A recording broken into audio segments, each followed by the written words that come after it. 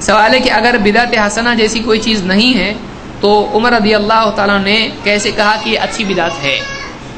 یہ سوال بارہا پوچھا جاتا ہے کہ عمر رضی اللہ تعالیٰ نے جب لوگوں کو ایک جماعت میں جمع کیا تراویح کے لیے یا قیام رمضان کے لیے، تو جب انہوں نے دیکھا لوگ نماز پڑھ رہے ہیں تو کہا نعمت البدعۃ ہذہ یا نعم البدعۃ ہذہ، یہ کیسی اچھی بدعت ہے۔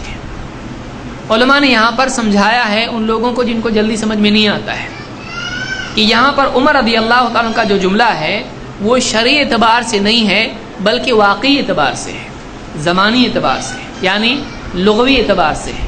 کیا مطلب ہے؟ دیکھیے عمر رضی اللہ تعالیٰ کے زمانے میں ابتدائی دور میں ہوتا تھا کہ ایک آدمی اکیلا نماز پڑھ رہا ہے تراویح کی، کچھ لوگ ایک امام کے پیچھے پڑھ رہے ہیں، کچھ لوگ دوسرے امام کے پیچھے پڑھ رہے ہیں، اور کئی جماعتیں اور انفرادی نمازیں مسجد میں ہوتی تھی۔ عمر رضی اللہ عنہ نے دیکھا، کہا کہ اگر یہ سب کے سب ایک امام کے پیچھے جمع ہو کتنا اچھا ہوگا۔ کیوں کیا انہوں نے ایسا؟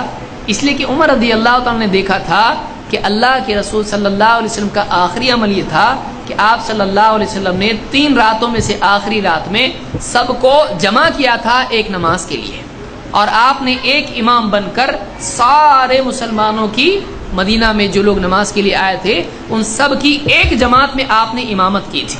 تو واقعی یہ عمل اگر اچھا تھا تو اللہ کے نبی کو پسند تھا، اسی لیے تو آپ نے کیا، اور ہونا ایسا ہی چاہیے تھا تو آپ نے کیا۔ لیکن آپ ڈرے اس بات سے کہ کہیں یہ فرض نہ ہو جائے، تو آپ نے اس ڈر کی وجہ سے وہ اچھا عمل چھوڑ دیا، کیونکہ وہ فرض نہ ہو جائے، فرض ہو گیا تو لوگ کر نہیں پائیں گے، کیونکہ موسیٰ علیہ السلام نے پہلے ہی بتایا تھا آپ کی امت نہیں کر پائے گی، تو 5ویں معاملہ آ کے رک گیا تھا۔ اب اور اگر فرض ہو جائے تو امت کے لیے مشقت ہو جائے گی۔ آپ مسواک کا حکم نہیں دیتے تھے لوگوں کو، لولا ان اشق علی امتی لامرتهم بالسواک عند كل صلاۃ، اگر امت پر تکلیف اور مشقت کا خوف نہیں ہوتا تو میں ہر نماز کے لیے امت کو مسواک کا حکم دیتا ہر نماز کے وقت میں۔ تو آپ ڈرتے تھے کہ امت پر تکلیف نہیں ہو، مشقت نہ ہو، آسانی رہے، آپ رحمت للعالمین سے۔ تو آپ نے آخری جب تیسری رات سب کو جماعت میں نماز پڑھ کے بتایا تو آپ نے اشارہ دیا کہ اصل یہ ہے، جماعت مطلوب ہے، اسی لیے آپ نے وہ کیا۔ لیکن پھر آپ نے چھوڑ دیا، صحابہ انتظار میں تھے، آپ کیوں نہیں آئے چوتھی رات میں؟ آپ نے کہا مجھ پر تمہارا رات میں نماز میں انتظار کرنا میرا مخفی نہیں تھا، لیکن میں ڈرا اس بات سے کہ کہیں یہ تم پر فرض نہ ہو جائے تو میں نہیں نکلا۔ تو آپ کا چوتھی رات کو نہ نکلنا نماز کے لیے جماعت کے لیے ایک مجبوری کی وجہ سے تھا، ایک ڈر کی وجہ سے تھا کہ کہیں اللہ کی طرف سے اس کی فرضیت کا حکم نہ آ جائے، کہیں وحی نازل نہ ہو جائے کہ آپ ہمیشہ ایسے ہی پڑھتے رہو، جماعت سے پڑھو، یہ بھی نماز فرض، کہیں ایسا نہ ہو جائے۔ عمر رضی اللہ تعالیٰ کے دور میں عمر رضی اللہ تعالیٰ نے دیکھا کہ اب تو وہ بات نہیں ہے، اب تو وحی کا سلسلہ رک گیا، اور پڑھنے کی نماز کے 2 طریقے ہیں، ایک تو یہ کہ ایک جماعت سے نہ پڑھا جائے، الگ الگ یا الگ الگ جماعتوں میں پڑھیں، یا پھر ایک جماعت سے پڑھیں۔ دونوں میں بیسٹ کیا ہے؟ وہ طریقہ ہے جو نبی کا ہے، لیکن نبی نے تو 3 رات پڑھا، اللہ کے نبی صلی اللہ علیہ وسلم نے 3 راتیں نماز پڑھی۔ اب مہینہ بھر پڑھیں کہ نہیں پڑھیں، تو انہوں نے مہینے بھر کے لیے جاری کر دیا۔ اب مہینے بھر پڑھنا پریکٹیکلی نبی کے زمانے میں نہیں ہوا تھا، لیکن اس کی اصل نبی کے عمل میں موجود تھی۔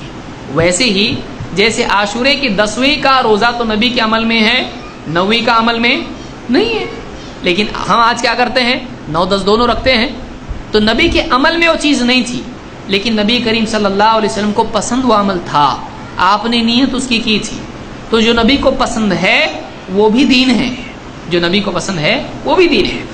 اسی لیے عمر رضی اللہ تعالیٰ نے کہا نعم البدعۃ ہذہ، تو 2 لفظ استعمال کیے، کہا نعمہ اچھا ہے، تو نبی کو پسند ہے تو معلوم ہوا اچھا ہے، اسی لیے تو جمع کیا۔ لیکن بدعت کہا یہ نیا معاملہ ہے، کیوں؟ اس لیے کہ نبی کے زمانے میں پورے مہینے کی تراویح جماعت سے تھی نہیں، لیکن نبی کو پسند تھا جماعت سے پڑھنا، تو 3 راتوں میں رکنے کی وجہ 3 راتوں کی گنتی پوری کرنی نہیں تھی، بلکہ چوتھی میں پڑھیں گے اور پڑھتے رہیں گے، فرض ہو جائے گی۔ تو اصل 30 رات پڑھے تو بھی اچھا ہی ہے، لیکن نبی نے پڑھے نہیں مجبوری کی وجہ سے۔ تو اس اعتبار سے ایک نیا معاملہ ہوا ہے کہ اس زمانے میں نہیں تھا کہ مہینہ بھر پڑھیں، تو یہ نیا معاملہ ہے، لیکن یہ نیا معاملہ نبی صلی اللہ علیہ وسلم کو پسند ہونے کی وجہ سے اچھا ہے۔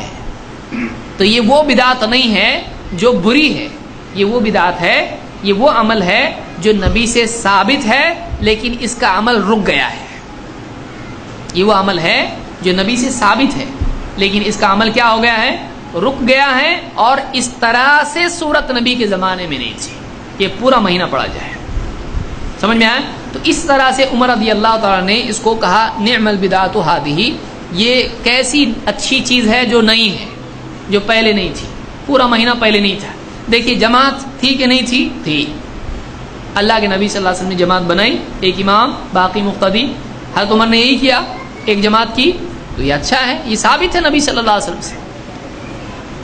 پورا رمضان تراویح پڑھنا کیا نبی سے ثابت نہیں ہے؟ آپ نے کہا من قام رمضان ایمانا واحتسابا، جو پورا رمضان ایمان و احتساب کے ساتھ قیام کرے. تو پورا رمضان قیام کرنا بھی اچھی چیز ہے، جماعت سے قیام کرنا بھی اچھی چیز ہے. لیکن اب یہ دونوں مل کے نبی کے زمانے میں پورا مہینہ نہیں تھا. اس کی وجہ کیا تھی؟ پورا مہینہ نہیں کرنا چاہیے تھی، یا پورا مہینہ کریں گے تو مسلمانوں پر مشقت ہوگی، چاہ کے بھی نہیں کیا نبی نے، یہ وجہ تھی اس کی. تو حضرت عمر نے کہا اب تو وہی بند ہو گئی، چلو پورا مہینہ شروع کر دیتے ہیں، کوئی مسئلہ نہیں، کیونکہ یہ عمل نبی کو پسند تھا لیکن ثابت نہیں ہے. تو وہ عمل جو نبی کو پسند ہو لیکن اس کی شکل نبی کے زمانے میں موجود نہ ہو، شکل کے اعتبار سے وہ نیا ہے لیکن اصل کے اعتبار سے پرانا ہے. اس جملے کو یاد رکھیے، شکل کے اعتبار سے نیا ہے لیکن اصل کے اعتبار سے پرانا ہے. نبی سے ثابت ہے، نبی کو پسند ہے لیکن نبی نے کیا نہیں. تو اس اعتبار سے اس کو عمر رضی اللہ تعالیٰ نے بدعت کہا ہے.